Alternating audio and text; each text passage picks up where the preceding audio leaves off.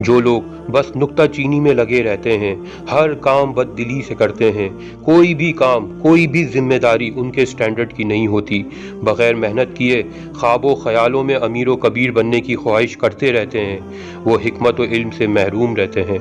देख लें अपने माशरे में चारों तरफ, आपको इस किरदार के लोग हर तरफ नज़र आएंगे, और यही वजह है कि हमारा मुआशरा इल्म व हिकमत से खाली है।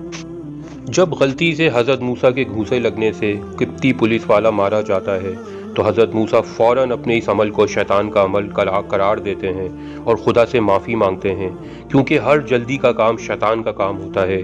बग़ैर मामले की तह तक पहुँचे हज़रत मूसा ने इस किप्ती को घूंसा मारा और वो फ़ौरन मर गया। अक्सर हम गलतियां करते हैं, गुनाह करते हैं, और बाद में ये रविश होती है कि शैतान सवार हो गया था, इसकी वजह से ये गलती सरजद हो गई। खुद को कसूरवार ठहराना दुनिया का सबसे मुश्किल काम बन जाता है।